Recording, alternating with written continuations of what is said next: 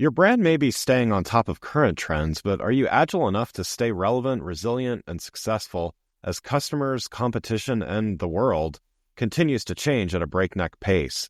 I'm thrilled to share the newly revised version of my first book, The Agile Brand. I'm calling it The Agile Brand Revisited. It's been updated to reflect our continually changing world, and it provides 7 principles that form the backbone of an agile brand, offering detailed insights and actionable steps for incorporating them into your business strategy. This is the book that started it all, and I'm excited to share it with you. It's now available in print and digital formats and available everywhere. Learn more by going to the Agile Brand Guide website at www.agilebrandguide.com. Welcome to Season 5 of the Agile Brand with Greg Kihlstrom, where we talk with enterprise and technology platform leaders about the people, processes, and platforms that make marketing and customer experience successful, scalable, and sustainable. This is what creates an agile brand. I'm your host, Greg Kihlstrom, advisor and consultant for Fortune 1000 marketing and CX leaders and teams as principal and chief strategist at GK5A, and best-selling author, keynote speaker, entrepreneur, and Agile certified coach. The Agile Brand podcast is brought to you by TEKsystems, an industry leader in full-stack technology services, talent services, and real-world application. For more information, go to teksystems.com. To sign up for the Agile Brand newsletter and get the latest insights and articles on marketing technology and CX, or to purchase a copy of my latest book, House of the Customer, go to gregkihlstrom.com. You can also find all my books on Amazon and other retailers. And now on to the show. Today we're going to talk about doing digital experimentation well and what this means in terms of your platform choice and the way you approach experimentation as a marketing team. To help me discuss this topic, I'd like to welcome Dejean Brown, Principal Product Evangelist at Optimizely. Dejean, welcome to the show. Thank you, and good to be here. Yeah, absolutely. Looking forward to talking about this with you. And before we get started, though, why don't you give a little background on yourself as well as what you're currently doing at Optimizely? Sure, yeah. So my name is Dejean Brown, and I've been in this space for a little time now. My background is actually in mathematics and actuarial science with a parlay into marketing a few years back, and now working as a principal product evangelist for Optimizely, where I'm a subject matter expert on web experimentation and feature experimentation, and making sure we're getting the most value out of all those tools and kind of preaching who we are at Optimizely and the value that we bring.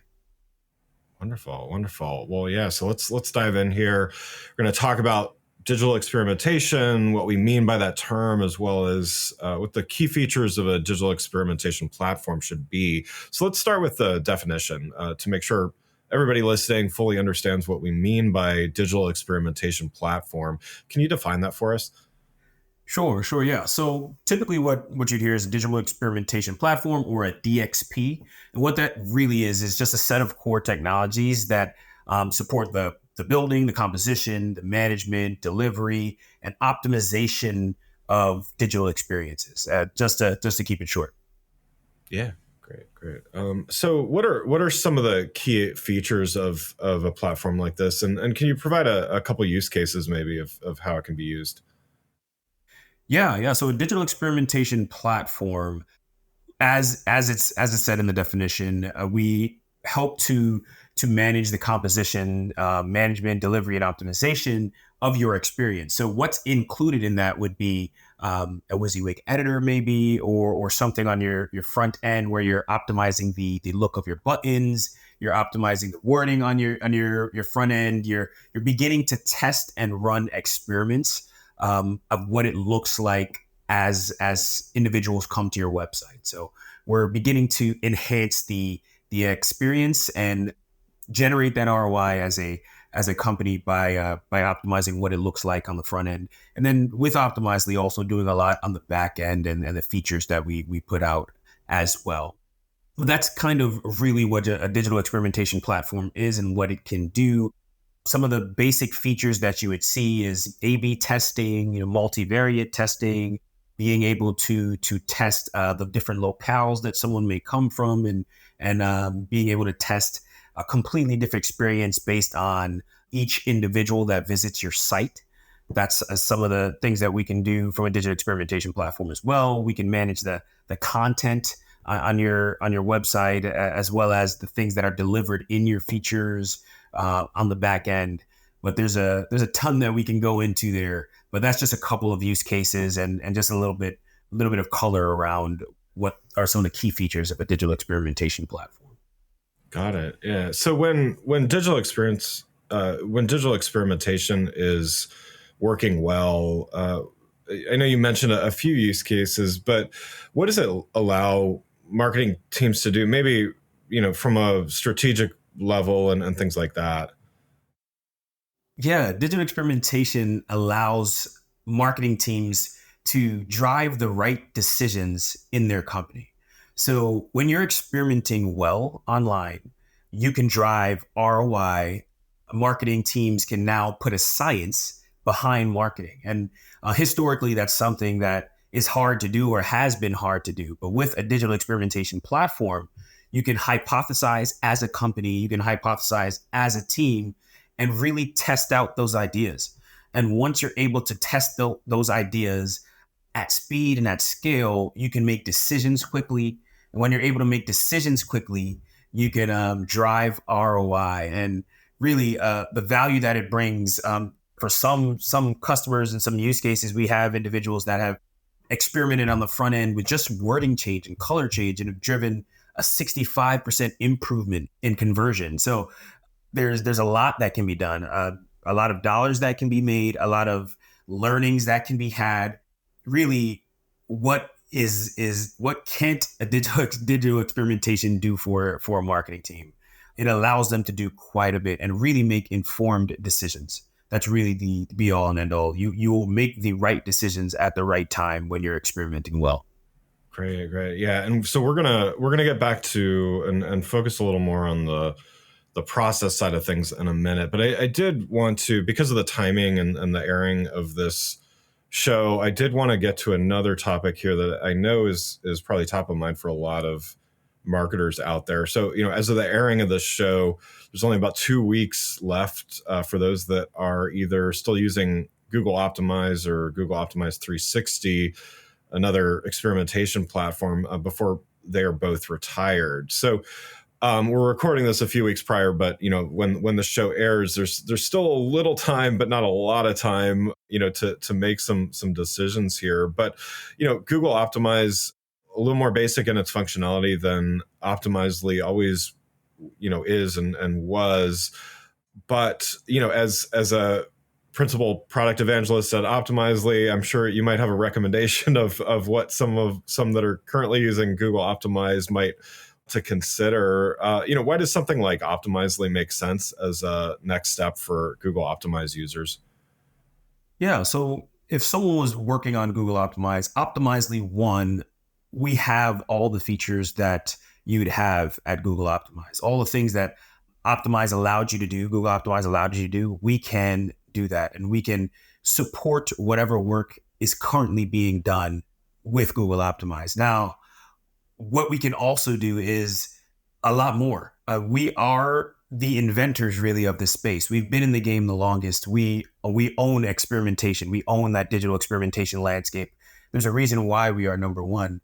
And we can offer them quite a bit more from a performance perspective, from accuracy through stats engine, web and product testing in one platform. So we can allow them to dive deeper into testing. If Google Optimize was their first step in getting their feet wet in regards to experimentation, we can help them truly begin to take off and truly swim where experimentation is concerned. There's a lot of powerful integrations we can help and add to that.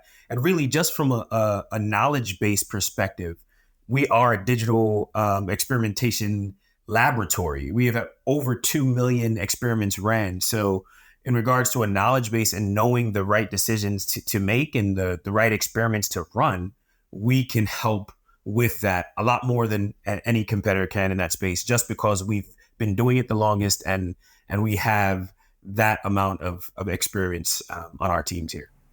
Yeah. I mean, I definitely, I know of Optimizely, to your point, you really it was one of the first movers in that space. And certainly with the adding the CMS component with Epi and all that stuff more recently makes it a really a full featured stack there all around as well. So for those, you spoke a little to those that are currently using something like Google Optimize. Again, a little more limited feature set, but a pathway to using something like Optimizely. For those maybe more experienced marketers out there that have had exposure to platforms beyond a free tool like Google Optimize or Optimize 360, how does Optimizely set itself apart from maybe some of the other competitors that may be a little more sophisticated than Google Optimize? Yeah. So aside from some of the reasons I already mentioned, in that we do have the most experience, we have the most knowledge, and we can provide the best path and direction in regards to experimentation, our tool in general is that much better as well from a performance perspective. We pride ourselves on performance without compromise. We allow you to run experiments at scale with speed. We pride ourselves on accuracy through our stats engine, and that's really a value prop for us as well. You're not going to find the performance that we have. You're not going to find a stats engine elsewhere either. And we allow you to test both on web as well as on your features. So we're a one-stop shop where that's concerned, allowing both your development teams and your web teams and marketing teams to be happy, all within one platform. We test and personalize experiences. That's something that Google Optimize couldn't do, and some of our competitors don't do well either, is being able to really dive into those unique combinations of experiences that you can provide to your different customer cohorts. So there's a lot that can be done there. And a huge value prop for us as well is with our experimentation, we also have experimentation collaboration, which is huge, especially at that enterprise level. It allows enterprise companies to really work together as a team to help grow the culture of experimentation. And that's something no competitor has. So even if you've been looking around to other competitors and really doing research in the market, that's something you will not find with our competitors. So it's a strong value proposition for Optimizely and what we can provide. And it really allows the teams to grow their community of collaboration internally and work together to begin that experimentation journey. Yeah, and I want to talk a little bit more about the collaboration piece in a second, but just one thing for those that are a little less familiar. You mentioned Stats Engine, as certainly a powerful component. Do you mind just defining that, like what it does or what it is, and so those listening can understand a little better? Yeah. Stats Engine allows you to get to statistical significance that much faster, but also be able to rely on those as results. So real-time sequential statistics to deliver accurate results fast. So you're examining experiment status live without incurring peak errors, which means that given sufficient traffic, you can reach statistical significance within hours on some experiments, which is something many can't do, and definitely our competitors can't do, based on the way they model versus how we model, in that we use a sequential t-test model that allows us to bring you value early within the process and really get to statistical significance faster. And obviously you're getting to a decision faster allows you to get to the next experiment faster, and getting to the next experiment faster allows you to get to ROI that much faster as well. Thanks for listening to the Agile Brand with Greg Kihlstrom podcast. I'd like to introduce you to a brand new podcast that I think you'll love. It's called The Innovation Economy, and on it, myself and my co-hosts Adam Chen and Bonnie Habian look at the factors that drive business growth, including how people, processes, platforms, and places work together to create the future of work. This includes talking with changemakers at large organizations that we call entrepreneurs, as well as how engaged employees can leverage their personal brand and superpowers to support their company, secure their own future, and create unprecedented value for the business, as well as with those working to create the innovative places where tomorrow's leaders will live and work. You can listen to the latest episodes on this platform or wherever you access your favorite podcasts by searching for The Innovation Economy. And you can go to www.innovationeconomy.show That's innovationeconomy.show to access the latest episodes, show notes, and more. Now let's get back to the show. So let's get back to, I mentioned, wanted to talk a little bit about process and collaboration. So, getting back to best practices and experimentation, having the right tool is certainly a key component, but also having the right process and the right teams and the right way of working is certainly critical. So, assuming that a team has a good digital testing platform, something like Optimizely, what should marketing teams do from a process standpoint to be most successful when they're engaging in experimentation? Yeah, so I would begin with the process of documenting. If they already have a platform and they're beginning the process, or they've already started the process on another platform, to be most successful, I would beginning documenting the processes they currently have. As you begin to document the things you've been doing, documenting the tests you've ran, or even writing down those hypotheses and things you want to test, you can begin to hone in on those tests that are really going to matter. And once you're able to do so, you can more accurately begin to experiment. So the process of experimentation begins well before the actual experiment. And I would say beginning the process of documenting what you have, what you're thinking, laying it down, getting that feedback, and then really isolating those experiments that will give you the most value the quickest would be the first thing I think to do. Yeah. What do you think is something that's maybe the most overlooked, or at least overlooked, when preparing to be successful in experimentation? What do teams often miss? Yeah, I think a little bit of what I just spoke of, actually, that process of truly understanding what you want to test and how you want to test is something that is overlooked and at the highest level, which some may see as alarming, but it is true. Really knowing the right test to do is something that is not seen all the time, unfortunately. But I do think that is one of the things that are most overlooked. And I guess close in line with that is making sure that the tests you're running resonate through your organization. I know as a marketing team, sometimes you may operate in silos, but it would do well to connect and bring in other organizations if you can into the experimentation process, so that you're making those decisions and testing those things that drive the needle, not just only on your direct KPIs, but at the company's KPIs as well. Yeah. And so marketing teams are certainly being asked to do, I would say, do more with less, but also do more with more, right? We're living in an omni-channel world, and it's not just testing a website often now. It's taking an omni-channel approach to content creation, to personalization, and then to their testing as well. How does all this, this multi-channel or omni-channel approach impact how teams should look at testing and experimentation? Yeah. So one thing it does, it grows the team. So now it's not just sitting within the marketing department. Now testing really does have to include many areas of your organization.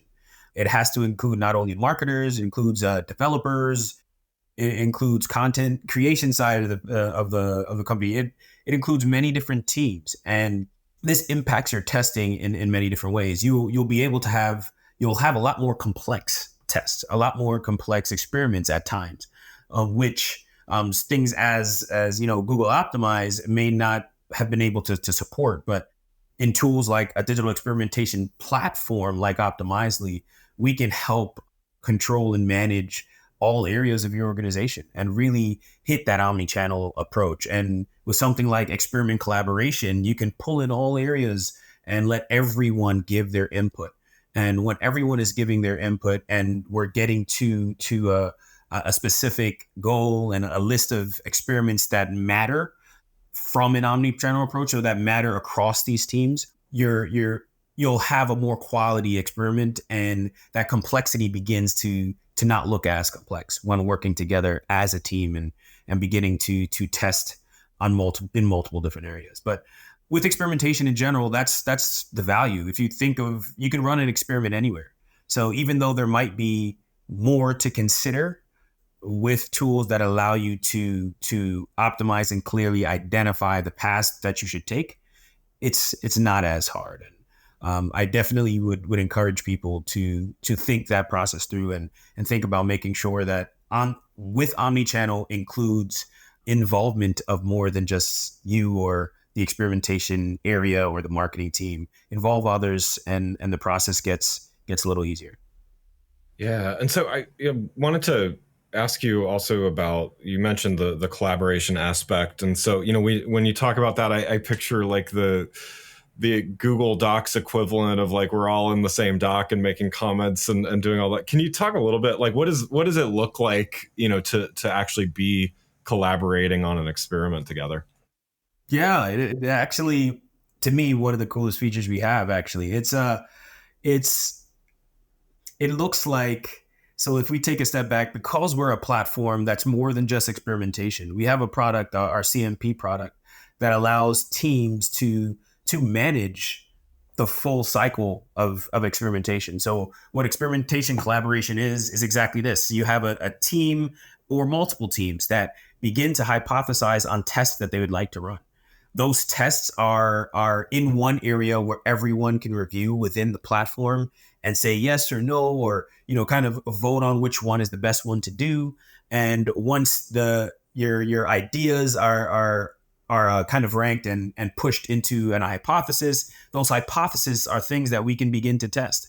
And it's connected with our experimentation platform, so that you can say, all right, these are the list of tests that I have to have, and these are the experiments that I'm going to run. So it allows you to collaborate with your full organization or whoever you put into the experiment collaboration tool to make the right decisions, to run the experiments that matter to your company. It really is a valuable tool, especially at that enterprise level where you have many people that have oversight. You can control toggle on and off the permissions from different individuals. You can do a lot with experiment collaboration.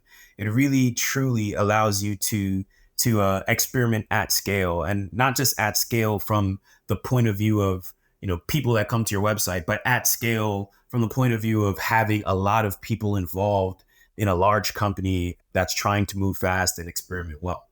And this is something our competitors don't have. So it's a very, very strong tool that I'm very fond of, actually. Yeah. I love it.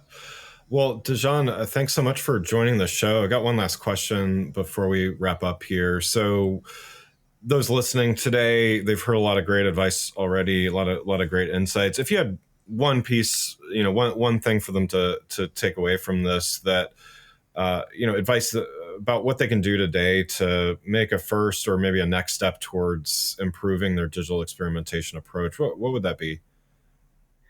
Yeah, shameless plug here. Call Optimizely. So, but you are the product evangelist, so yeah, right. But definitely, other than that, just begin to put down on paper and really get together those ideas and thoughts that you have around experimentation, and think through the value that you can bring for your company if you're able to begin those tests and run those experiments. And then I'd say call out Demosny for sure. Absolutely. Well, thanks again. I'd like to thank Dejean Brown, Principal Product Evangelist at Optimizely, for joining the show. You can learn more about Dejean and Optimizely by following the links in the show notes. Thanks again for listening to the Agile Brand with Greg Kihlstrom podcast, brought to you by Tech Systems. If you enjoyed the show, please take a minute to subscribe on your podcast channel of choice and leave us a rating so that others can find the show more easily. You can access more episodes of the show at www.gregkihlstrom.com. That's GregKihlstrom.com. To get a copy of my latest book, House of the Customer, visit my website, or you can find it on Amazon or other retailers. The Agile Brand is produced by Missing Link, a Latina-owned, strategy-driven, creatively fueled production co-op. From ideation to creation, They craft human connections through intelligent, engaging, and informative content. Until next time, stay agile.